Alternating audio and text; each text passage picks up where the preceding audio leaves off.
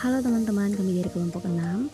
Kami akan membacakan tugas kami dari mata kuliah pengantar akuntansi 2 yang diajari oleh dosen Ibu Marlina Malino, SEMKOM. Berikut adalah nama-nama kelompok kami: Adriana Francina Wanyopi, Salvina Monei, Yanduk Harolina Barancano, Maria Marcelina Siabes, Hasbunika Mandecan. Kami akan membahas tentang 3 metode, yaitu metode biaya, metode ekuitas, dan metode konsolidasi. Pendahuluan dalam akuntansi investasi ada 3 metode utama yang digunakan berdasarkan presentasi kepemilikan, yaitu metode biaya, metode ekuitas, dan metode konsolidasi. Di sini ada definisi metode biaya.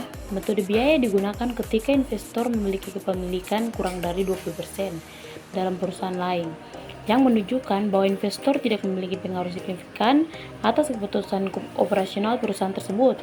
Ada karakteristiknya. Pengakuan investasi dicatat pada harga perolehan. Pendapatan dividen diakui sebagai pendapatan saat diterima. Tidak ada pengaruh signifikan. Investor tidak terlibat dalam keputusan manajerial.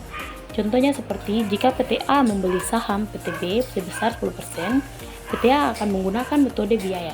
Setiap dividen yang diterima dari PT B akan dicatat sebagai pendapatan dividen dalam laporan keuangan PT A. Metode ekuitas. Definisi metode ekuitas diterapkan ketika investor memiliki kepemilikan antara 20% hingga 50%, di mana investor dianggap memiliki pengaruh signifikan terhadap perusahaan tersebut. Karakteristik yang pertama, pengakuan investasi dicatat dan disesuaikan setiap periode berdasarkan presentasi kepemilikan terhadap laba atau rugi perusahaan yang diinvestasikan. Kedua, pendapatan investasi diakui saat laba bersih entitas yang diinvestasikan meningkat. Dan terakhir, pengaruh signifikan melibatkan partisipasi dalam kebijakan keuangan dan operasional. Contoh, PT C memiliki 30% saham PT D. Jika PT D memperoleh laba sebesar 1 juta, PT C akan mengakui pendapatan sebesar 300.000, 30% dari total laba dalam laporan keuangannya. metode konsolidasi. Metode konsolidasi digunakan ketika investor memiliki kepemilikan lebih dari 50%, yang menunjukkan bahwa investor memiliki kontrol penuh atas entitas yang diinvestasikan. Karakteristik yang pertama, pengakuan investasi. Semua aset, kewajiban, pendapatan, dan beban dari entitas yang diinvestasikan digabungkan dengan laporan keuangan perusahaan induk. Yang kedua, laporan konsolidasi. Laporan keuangan disusun dengan menghilangkan transaksi antara perusahaan dalam grup. Yang ketiga, kontrol penuh. Investor memiliki wewenang penuh dalam mengambil keputusan. Di sini ada contoh, PT E memiliki 75% saham PT F.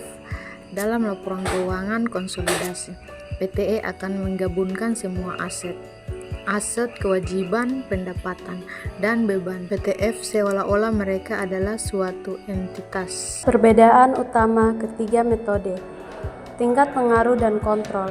Metode biaya digunakan untuk kepemilikan minor tanpa pengaruh signifikan, metode ekuitas untuk pengaruh signifikan, dan metode konsolidasi untuk kontrol penuh. Cara pencatatan. Metode biaya mencatat investasi pada harga perolehan awal.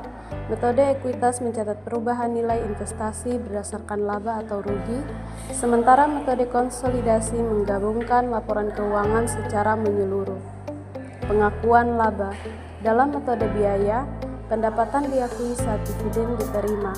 Sedangkan metode ekuitas dan konsolidasi mengakui laba berdasarkan hasil operasional entitas yang diinvestasikan.